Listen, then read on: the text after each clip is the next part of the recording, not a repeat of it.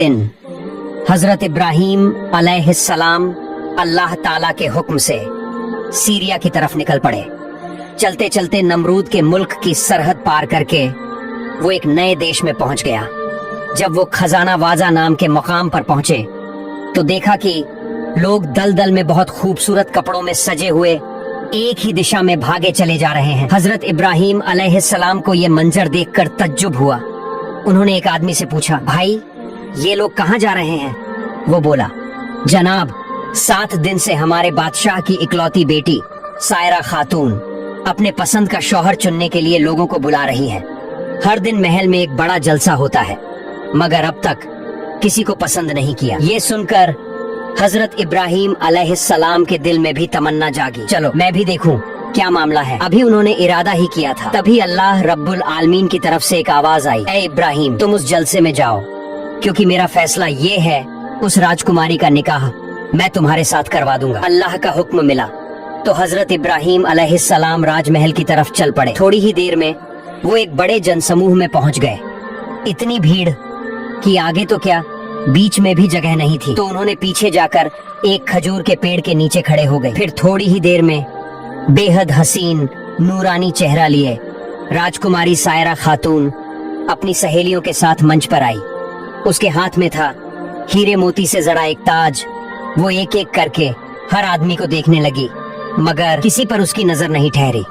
आखिर में वो पीछे की तरफ आई और अचानक उसकी नजर रुक गई। हजरत इब्राहीम अलैहिस्सलाम, क्योंकि उनके माथे पर चमक रहा था नूरे मोहम्मदी सल्लल्लाहु अलैहि वसल्लम, ऐसा नूर कि पूरी महफिल रोशन हो गई। सायरा खातून की नजर बस उसी नूर पर ठहर गई। उसकी सांस थम सी गई और फिर कदम दर कदम वो हजरत इब्राहीम के सामने आकर रुक गई। यहीं से शुरू हुई एक पाक और मुकद्दस कहानी जिसे अल्लाह ताला ने खुद तय किया था। इब्राहीम अलैहिस्सलाम के माथे पर जो नूर था, उस नूर की चमक देखकर राजकुमारी सायरा जैसे मोहित सी हो गईं। उनकी नजरें बस इब्राहीम अलैहिस्सलाम पर ही टिक गईं। कुछ पल यूं ही उन्हें देखती रह गईं और फिर अचानक उन्होंने अपने हाथों से मोती मुक्ता जड़ी शाही ताज उठाई और धीरे धीरे मुस्कुराते हुए वो ताज इब्राहीम अलैहिस्सलाम के सर पर सजा दिया। जैसे ही ताज उनके सर पर रखा गया, पूरा दरबार तालियों की गूंज से भर उठा। हर तरफ से आवाजें आने लगीं, मुबारक हो, मुबारक हो। राजकुमारी की सहेली और पहरेदार दौड़ते हुए आए और राजकुमारी के हुक्म से इब्राहीम अलैहिस्सलाम को उठाकर गुस्ल खाने की तरफ ले गए ताकि उन्हें राजसी अंदाज में सजाया जा सके। कुछ ही देर में खबर राजा तक पहुंची कि उसकी इकलौती बेटी राजकुमारी सायरा ने अपना बर चुन लिया है। यह सुनते ही राजा का चेहरा खुशी से चमक उठा। उसने तुरंत ऐलान किया, जल्द से जल्द राजकुमारी सायरा का निकाह करवा दिया जाए। हुक्म मिलते ही हर तरफ दावत भेज दी गई। राजमहल लोगों से भर गया। गायक, बाजे, रसोइये सब अपने अपने काम में लग गए। राजमहल के कोने कोने में रौनक ही रौनक फैल गई। और फिर हजरत इब्राहीम अलैहिस्सलाम को शाही लिबास पहनाया गया। वो तो वैसे भी अपने जमाने के सबसे खूबसूरत इंसान थे, लेकिन जब उन्होंने वो राजसी पोशाक पहनी तो उनकी रोशन सूरत और भी नूरानी लगने लगी। लोग दंग रह गए। ऐसी सूरत तो शायद आसमान से कोई फरिश्ता ही लेकर आया हो। हर जुबान से बस एक ही बात निकली, राजकुमारी सायरा ने तो सच में अपने लिए लायक बर चुन लिया है। थोड़ी ही देर में राजा ने दोनों को एक सुनहरे सिंहासन पर बिठाया और दरबार के सब लोग झुककर सलाम करने लगे। फिर पूरे मुल्क में खुशियां फैल गईं। ढोल, नगाड़े, नाच गाना, पूरा महल जैसे खुशी से कांप उठा। जब सब थम गया तो राजा के हुक्म से एक मुस्लिम आलिम को बुलाया गया और उनके हाथों हजरत इब्राहीम अलैहिस्सलाम और बीबी सायरा का निकाह अदा हुआ। क्या ही शानदार महफिल थी वो। हर तरफ खुशबू, रोशनी और दुआएं। इसके बाद इब्राहीम अलैहिस्सलाम राजकुमारी के शौहर बनकर उस पूरे राज्य में इज्जत और सम्मान के मालिक बन गए। हर वक्त उनके चारों तरफ नौकर चाकर, गुलाम और दासियां हाजिर रहते, उनके हुक्म का इंतजार करते रहते। कुछ साल इसी आराम और सुकून में बीत गया। फिर एक दिन अल्लाह रब्बुल आलमीन के हुक्म से जिब्राइल अलैहिस्सलाम हाजिर हुए और बोले, ऐ अल्लाह के नबी, आपको आपका रब हुक्म देता है कि आप सीरिया, शाम की तरफ हिजरत करें। जब हजरत इब्राहीम अलैहिस्सलाम ने जिब्राइल अलैहिस्सलाम की तरफ से वही की आवाज सुनी तो उनका दिल बेचैन हो उठा। नबूवत की जिम्मेदारी निभाने का जोश उनके अंदर उमड़ पड़ा। उन्होंने फौरन अपने ससुर राजा साहब के पास जाकर कहा, ऐ बादशाह, मैं कोई आम इंसान नहीं हूँ। मैं अल्लाह की तरफ से भेजा गया नबी और रसूल हूँ। मेरा मकसद ये आराम और ऐशो आराम की जिंदगी नहीं, बल्कि भटके हुए लोगों को अल्लाह का रास्ता दिखाना है। मेरे रब ने मुझे हुक्म दिया है कि मैं यहाँ से निकलकर सीरिया शाम की तरफ हिजरत करूँ। राजा ने जब ये बातें सुनी तो वो खुशी से मुस्कुरा उठे। उन्होंने इब्राहिम अलैहिस्सलाम को रुखसत की इजाजत दी और दुआओं के साथ कहा, जाओ, अल्लाह तुम्हारे साथ हो। फिर इब्राहिम अलैहिस्सलाम अपनी बीवी सायरा और 2 पहरेदारों को साथ लेकर सीरिया की तरफ रवाना हुए। कस्बा दर कस्बा, बस्ती दर बस्ती, शहरों को पार करते हुए वो धीरे धीरे सीरिया की ओर बढ़ते जा रहे थे। एक दिन और एक रात की सफर के बाद वो मिस्र की सरहद पर पहुंच गए। वहीं कुछ लोगों से उनकी मुलाकात हुई। उन लोगों ने उन्हें देखकर कहा, आप लोग कहाँ जा रहे हैं?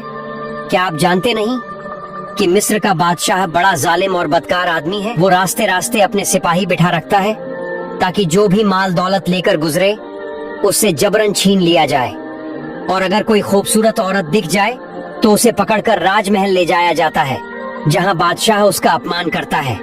इसलिए आप लोग मिस्र में मत जाइए, अपना रास्ता बदल लीजिए। यह सुनकर हजरत इब्राहिम अलैहिस्सलाम बहुत चिंता में पड़ गए। उन्होंने सिर झुका लिया और अल्लाह के सामने फरियाद करने लगे, ऐ मेरे रब, अब मैं क्या करूं?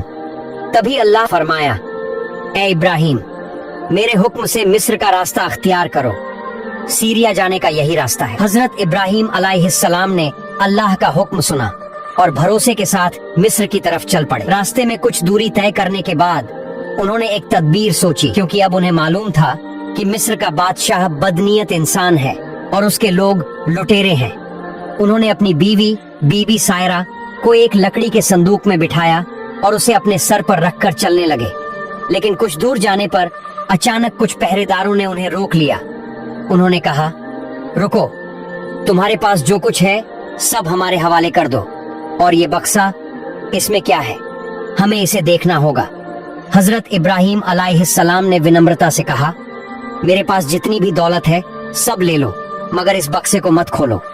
लेकिन पहरेदारों ने उनकी बात का जरा भी परवाह नहीं की। उन्होंने बक्सा छीन लिया और जोर से उसका ढक्कन खोल दिया। जब पहरेदारों ने वो बक्सा खोला तो सबकी आंखें फटी की फटी रह गईं, क्योंकि अंदर बैठी थी एक खूबसूरत हसीन औरत। वो थी बीबी सायरा। वो उस जमाने की सबसे खूबसूरत और पाक दामन औरत थी। पहरेदारों ने जैसे ही उनकी सूरत देखी, हर कोई रुक गया, हैरान हो गया, और फिर शुरू हो गया एक अजीब मुकाबला। हर कोई चाहता था मैं ही इस हसीना को बादशाह के सामने पेश करूं ताकि इनाम मुझे मिले, क्योंकि उस वक्त मिस्र के बादशाह का हुक्म था, जो उसे खुश कर देगा उसे सोना चांदी और दौलत इनाम दिया जाएगा। इसलिए पहरेदारों के बीच खींचतान शुरू हो गई।